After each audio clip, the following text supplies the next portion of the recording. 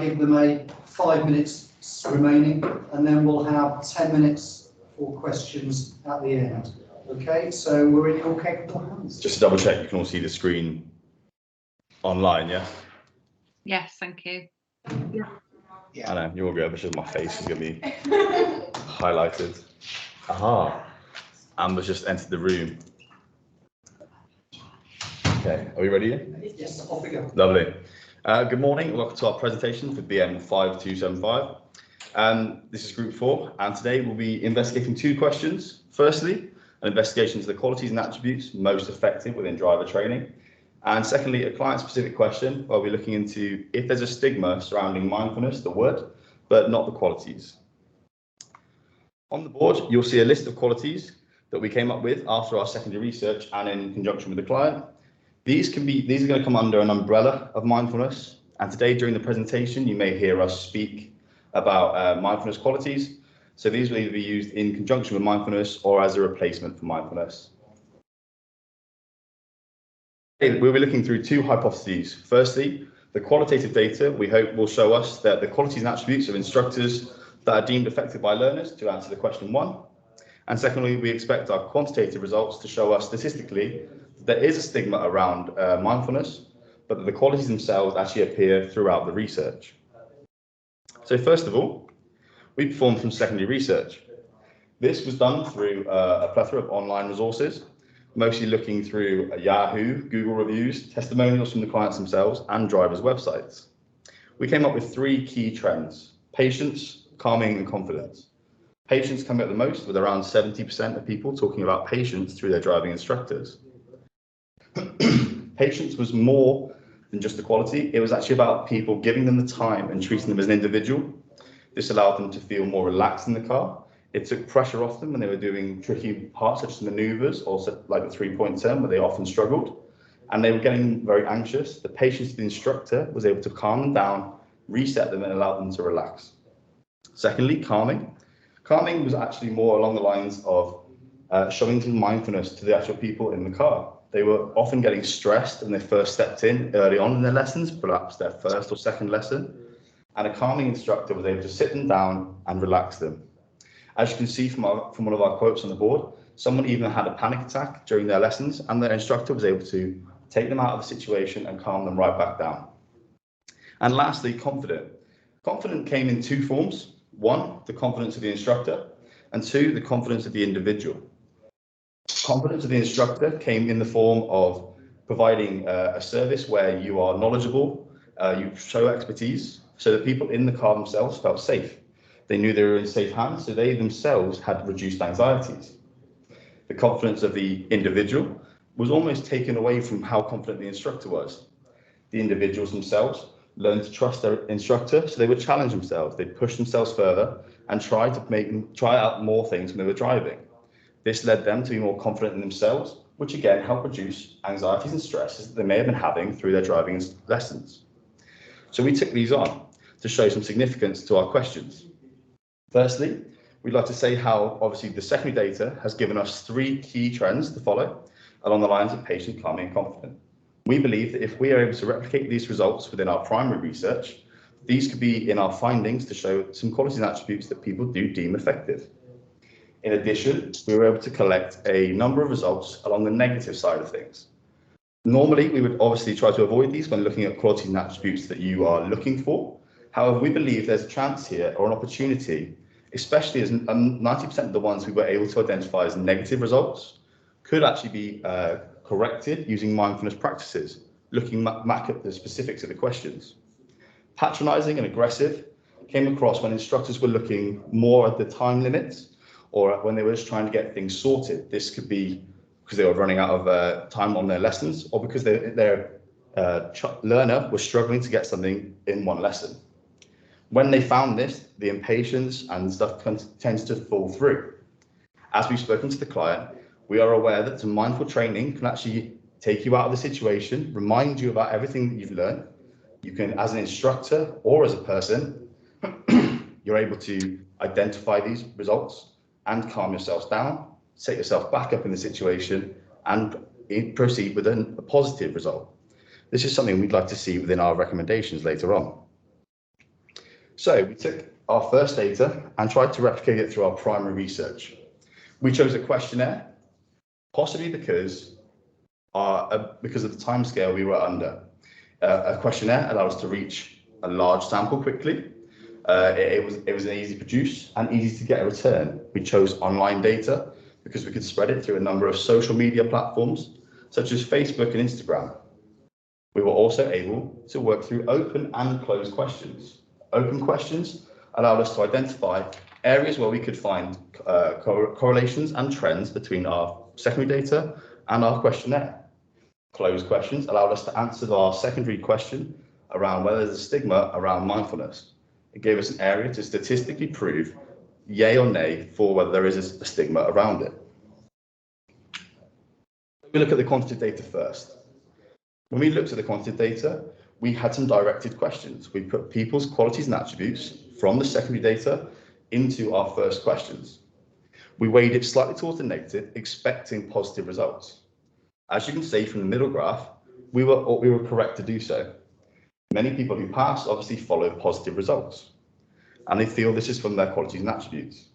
Something that did surprise us, though, was the amount of people who passed in the last 5 years selecting more mindfulness qualities than those beforehand.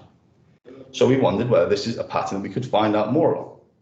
We looked into 2017. Within 2017 is when the government started rolling out mindfulness initiatives within its councils and within Parliament. We therefore believe that mindfulness may have hit the mainstream media around 2017 and provided us with a 5-year barrier. As you can see from the two graphs at the bottom, we then looked into which groups of these selected most mindful qualities.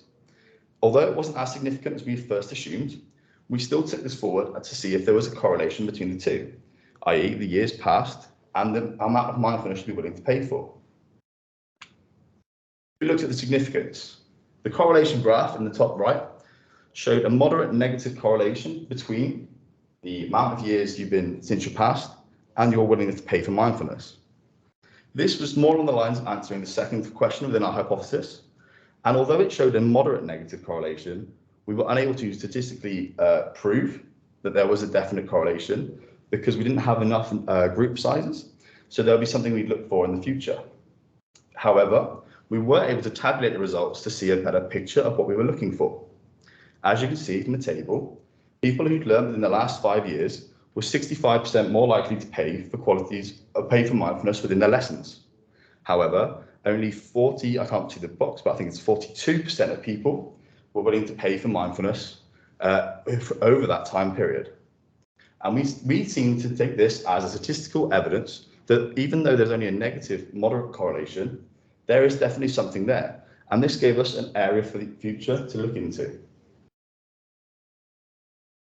So then we focused down on the question itself, and we looked into if there was actually a direct bias on mindfulness. We knew the qualities and attributes are being selected more, whether this is through the education from 2017 onwards, and whether people are looking into it, or if they're just able to identify it easier. So we looked into the actual question. 72% of people said they pay for mindful qualities, as you can see from the graph in the top.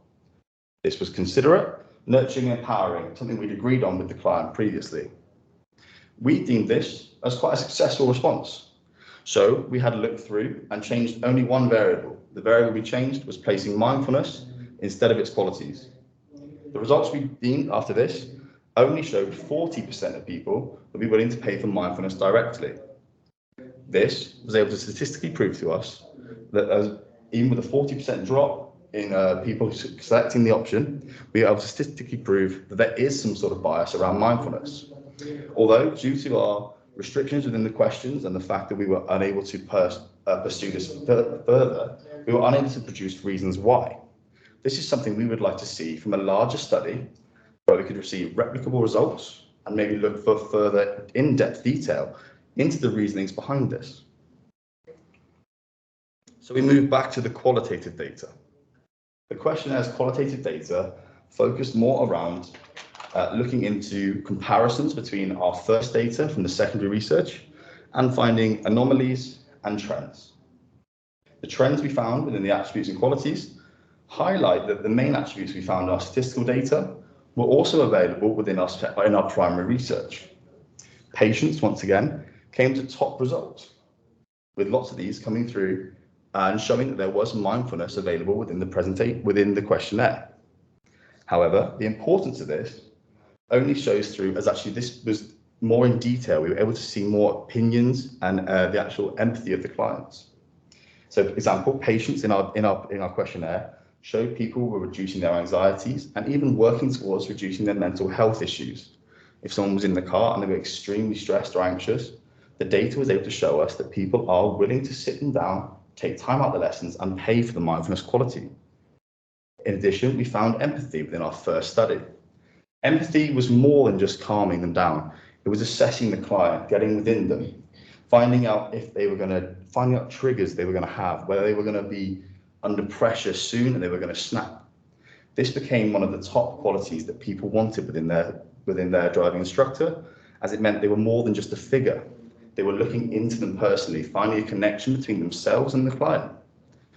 This not only showed the person that they were, dedicated to their learning, but also to their personal qualities, their mental health, and their physical health. Secondly, we found confidence as one of our question or trends. This we'd already identified, so we started to look for the reasons behind it. Positive reinforcement and progression.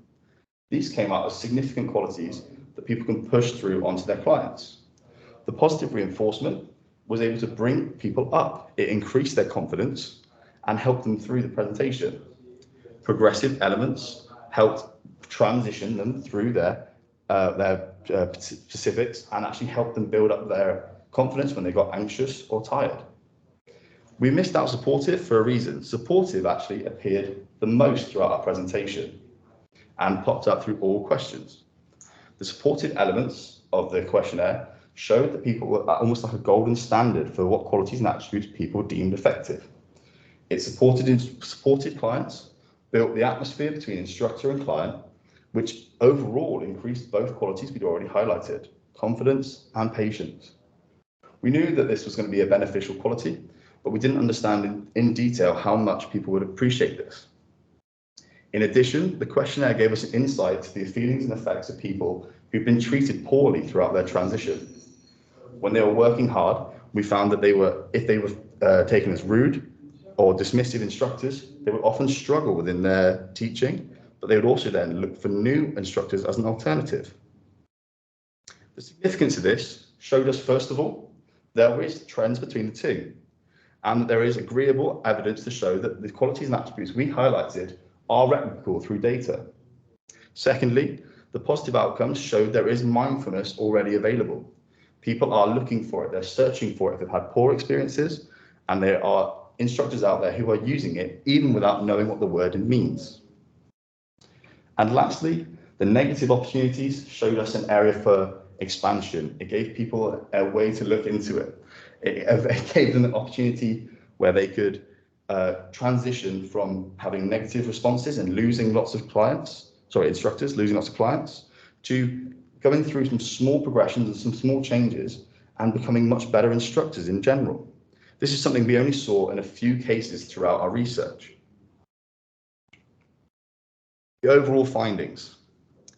So when we had a look at our qualities and attributes that we deemed most effective after seeing both primary and secondary data, we came up with 5 key areas: patience, confidence, communication, supportive, and respectful.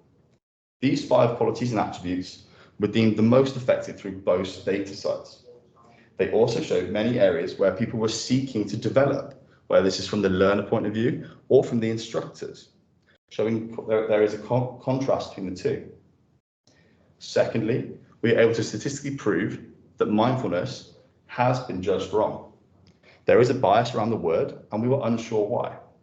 However, we're looking into this within our recommendations, as we believe there is an opportunity here, as this could easily be countered and could actually benefit the instructor in the future. Our 4 recommendations. Firstly, we'd like to improve the awareness of mindfulness and mindful services. For the client, this has the potential to reduce the stigma around mindfulness and remove the confusion. We believe that if this is done through maybe reaching out to do presentations or client meets, especially within what could be education or local communities, This has the benefit of pushing the mindfulness message throughout the local community. By starting local, you build up an area where people are willing to work with you and willing to develop themselves further because they've already seen positive results, whether this is through friends and family, or whether this is because they've already developed through your website. To follow this up, we'd like to follow a survey to make sure that the people's opinions are changing. Mindfulness is something that is definitely developing within local media. As we said, there's definitely been a transition since 2017, but we'd like to see this develop further. So to check our recommendation 1, we would recommend a survey to follow this through to make sure people's opinions are changing for the better.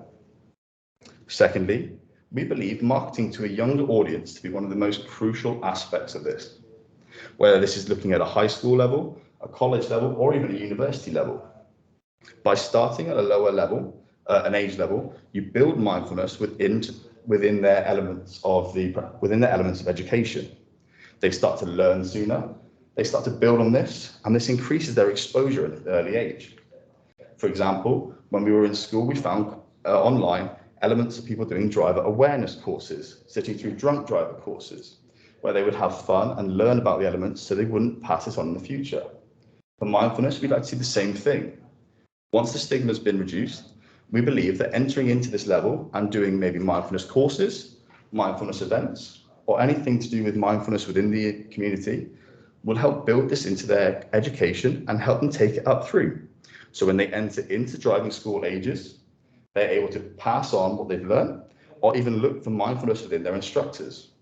This is something that we believe could not only benefit the client yourself, because you'll be obviously looking at a wider pool of people looking for mindfulness instruction, but it'll also benefit them, the clients themselves, as they will be looking for, they'll be able to take themselves out of what could be rather stressful situations, relax and calm themselves down.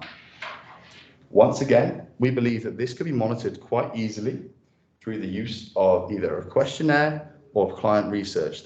You'll already have people coming through, and even at the end of these events, or once they come through to do driving instruction with you, both of these people could be questioned to see what their driving influences were to take up this option. Option 3, recommendation 3, offers an alternative for people with poor experiences. This is something that touched us quite personally. Reading through the results, many people who have had poor results were looking through, had the negative qualities and attributes shown to them by their driving instructors. They were then looking for the positive attributes and qualities through other instruction. They post this online, they post this on the recommendation pages, but there was nobody available, especially if they had extra nervous clients, very anxious clients, or people who had stresses that would lead to panic attacks or anxiety attacks. We believe marketing yourself as the option for these people not only increases the pool of people that you can gather in, but also expands their opportunities. Lots of these people had suggested to us on the online secondary data, they would stop looking for driving instructors because they didn't believe that it would be beneficial to them. As you've already been trained within mindfulness and you're training further instructors, we believe that you'd be able to benefit not only yourselves, but these clients. This would give them a second opportunity to start learning, driving, and progressing. Lastly, we recommend some further study. We would like a research into why mindfulness has a stigma. We would prefer to do a much deeper study, as I once said, because we'd like to see if our research was replicable. Also, we'd like to gather more people's responses to show that this has been either accepted or dull. This would benefit the client because it would help understanding the reasoning behind why people said what they did. It also helps us to collect data which would further our investigation and help us to identify why people think the way they do. This could easily be monitored by questioning people, sending out questionnaires similar to what we did, either through using the university or another statistical body. And this could help yourself by influencing your marketing strategies or helping yourself as we go through expanding into the local community and looking at areas for improvement within driving instructor schools and times. Thank you for watching our presentation today, and we'll now take any questions. Excellent, thank you, Callum. Excellent presentation there. Really, really interesting. I must apologise, Sam, for my voice. My hay fever has been really bad today, so I was apologies for coughing through. No, not at all. No, that was excellent. Thank you. Thanks very much. What I found interesting, talking about whether people would be paying extra. I think what would be interesting would be to find out whether people would, mind paying a premium instructor, an instructor that with a maybe who's not, the cheapest perhaps, for those extra qualities, but also whether people would be willing to pay for a separate course. I mean, definitely within the research, Dan, people were very, very excited by the idea of a mindful instructor or by someone who was willing to show these qualities. As we said, when we put the test out and showed, I think it was empathy, nurturing, and supportive as qualities that you'd be able to show them, we got back massive response to people who said, yes, this is something we definitely would like, and something they would definitely pay more for. I think you're right. I think the specialist courses for instructors were there. I mean, obviously there were some instructors who didn't see anything wrong with themselves, and they were putting much of what we saw through the secondary data onto the client. But there were many instructors who said, I'm sorry you've heard this. I'm trying to adapt. I'm trying to work with a modern environment. So I believe there's definitely a market for both those services to clients and instructors. Yeah, interesting. What about you, Jane? Did you have any questions? Anything? No, I just found it really interesting. So, yeah. Thank you. I think John might have. We lost you, John. No, I'm still here. Oh, did you have any questions, John? Not questions, but I can relate to probably 100% of what's been said. Because I was once one of those instructors that lost people, and now I'm one of those instructors that are gaining people. And I'm gaining people every week from other instructors that aren't so mindful or patient. Yeah, especially since the lockdowns, like Sam knows, I've done a lot of courses, and I've really turned my driving lessons into mindfulness driving. Even last night with a new one, they are already doing mindfulness in their schools. So it's, calming them down for particularly this time with all their exams going on. So it's now really important that instructors are mindful, because with the pandemic and everything, their GCSEs and A levels that they're doing now, they are so stressed out and stuff. So to come into a driving lesson and to be more stressed out because you've got the wrong instructor is not doing them any favors. So I'm seeing a real turnaround of people coming to me because of the mindfulness. Yeah, I was just going to agree with that, John. I spoke to some children actually within a local secondary school, and because of the pandemic, this is actually their first set of exams ever, and because they never sat GCSEs, they never sat anything like that. They've just gone straight through, and now they're doing full A levels. And they have said to me they're putting off driving, or they're doing 2 lessons, and then they're putting it off because it's adding to the stress they've already got. So I think what you're saying there is great. It's nice to see that you're providing them with almost a mindful therapy session, as it were, as well as a driving lesson. Because I've got friends actually at that age, because I've got younger siblings who are in that position, and it's nice to see that there is alternatives out there. Yeah, I think it's important to say at this point that we're not training driving instructors to be mindfulness teachers, because this kind of falls into a whole another area of insurance, things like that. But we are taking a mindfulness-based approach.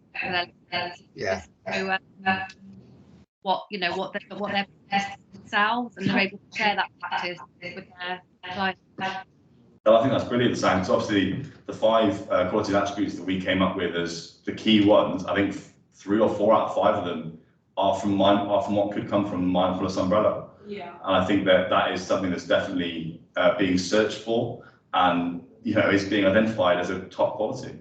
Yeah, excellent. Yeah, lovely stuff. Well, that was great. It's good to hear, and I look forward to sharing this presentation with some of the other course participants. I'm sure they'd be really interested to hear this as well. Thank you. Okay, so that sounds like we're at the end of questions and answers. I don't know whether there's anything that you guys wanted to say as final comments. Just thank you, Sam, for all of your help and coming into the meetings. We're at very short notice. And No problem. With regards to going further with this, you're talking about further studies and questionnaires. I'd be really interested in speaking to, you know, any of you. I don't know what your timescales are, but this is something I'd love to take further. But that's another conversation, I guess. Well, we do have a student consultancy Mm-hmm. Still 360? Yeah, so the 360, and so that is a group of students who kind of like on a regular basis work with clients like yourself to help in terms of extending research like this. So I think perhaps that's something that we can follow on offline if you're interested. Yeah, offline. Sorry, from this meeting. I mean, it just seems to make so much sense if it's feasible from your end that. Okay. So I'll explore that and we'll come back to you with regards to that. Awesome. Thank you very much. Thank you, Sam. All best, guys. Obviously, we've recorded it.